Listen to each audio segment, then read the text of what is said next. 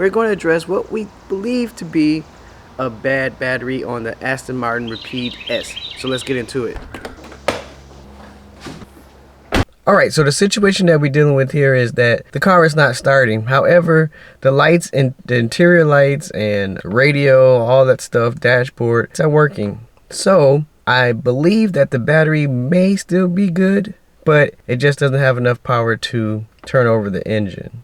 Alright, so when we put the key in and we go to start it all the way, the radio comes on, the dash comes on, but you see there it says low battery. So that is an indication that there's not enough power in the battery to turn over the engine. But as you can see, all the other electronics are coming on, at least for now.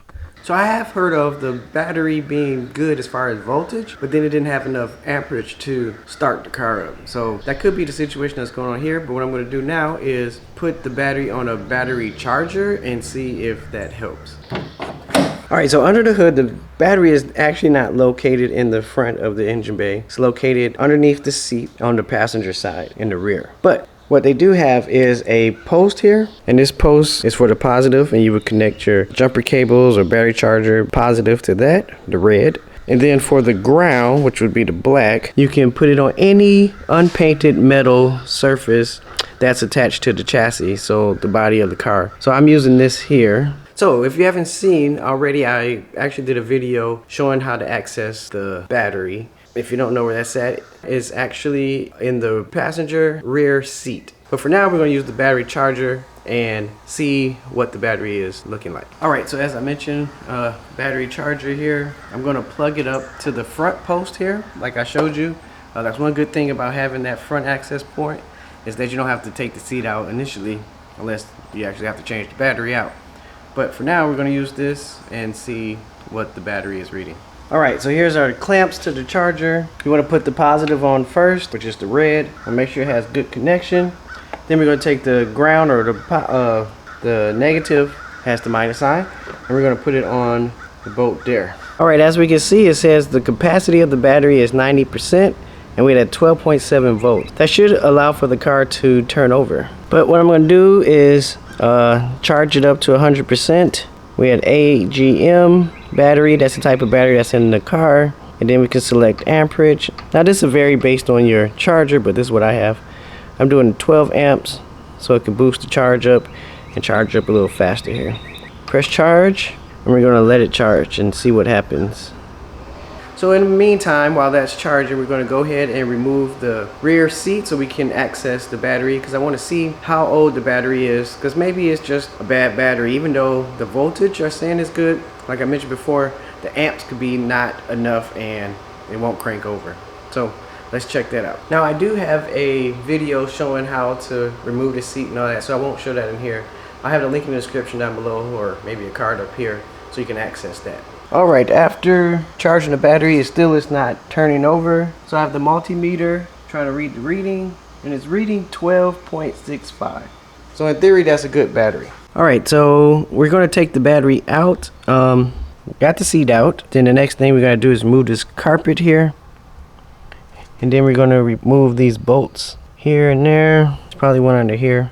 These just pull up, nothing fancy. Move that out the way, and then you got two more bolts here. It's supposed to be a clip there, that's not there, but there's another clip here. Sometimes use a screwdriver to get that out, and then we'll take this battery out and see what's going on. Okay, so using a T40 torque bit, we're going to take out the bolts. Two in the back, two on this side. Alright, we have this off, or unbolted. Now we just have to remove that carpet with that little piece there.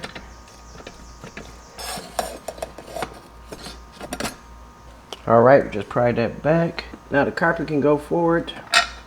Take these out. Now this little bracket comes off, like that. And we're good to go. Alright, so now we have this one bracket we need to loosen up with these two bolts. So we're going to use the T40 torque bit to take out these two bolts right there. Alright, so now with that bracket removed, there shouldn't be anything holding the battery in place other than connected to the terminals right there and right here.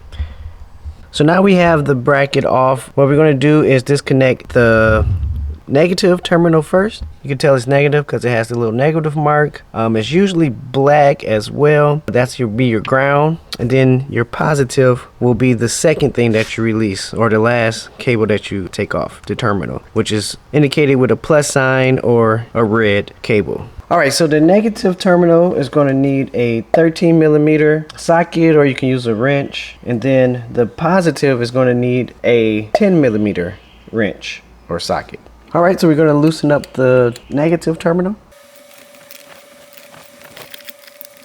You don't have to take it all the way off, just enough for it to come off of the terminal.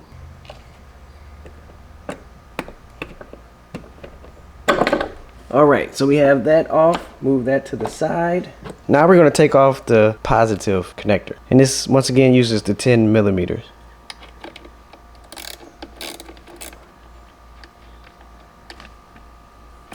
So it may be a little stiff, but you want to just make sure you move it out of the way. Alright, so with everything out the way, should be able to move it and lift it up. Now, there is a vent port on here that you need to make sure that you are mindful of. There's a tube. It goes from the battery down through a tube and into the floor of the thing to allow for vapors to escape outside of the passenger cabin. So it looks like this one doesn't have one, which is a major problem. Alright, so previous owners did not, or whoever installed the battery did not include the tube and the vent tube. See this hole here? That is where the tube should be coming from, and then it goes into the battery, the side of the battery. I might be able to pick that up at the auto parts store and apply it to the new battery. So it should be something coming out here and then a tube going down into that hole that I showed you. Alright, so I end up getting a new battery. The battery that I am installing is a DieHard. It is a AGM. The other one is not an AGM, but it is a H8 AGM. And this is H8 as well. So H8 is going to pertain to the size of the battery from here to here. I know they have a H9, which is going to be bigger, and then they have a H7, which is going to be smaller. But definitely went with the same size as that was in there. It is pretty tight in there, so you want to kind of make sure you get the same size, or not try to, but make sure you get the same size because it is tight inside of where these go. Alright, so new battery is in there now. When you reattach the terminals, you want to do it in the reverse order. So you want to do positive first, followed by the negative terminal last. Alright, one thing to remember to get is this kit here. It's to help prevent corrosion and things around the terminals. It's not that much, like $3, $4. Comes with a silicone grease that you put around the terminals, and it comes with these pads. Alright, so with the silicone grease, we're gonna put some on here. You can put some on the terminal as well, or the cable connector, but I think this is good. Once you put the grease on, you can put this on, then the grease. Make sure it's seated on there real good.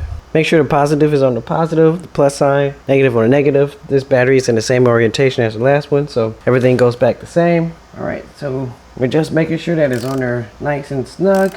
Then we'll just do the same thing on the other side. Now, once you connect the negative cable to the terminal, it's going to have some clicking sounds come on, all that stuff, because your car is now back active.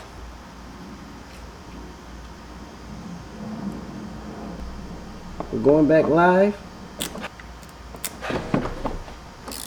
Alright, tighten that down. Once again, doesn't have to be super tight, just enough. Now you just put your bracket back on there and all your stuff, and you're good to go.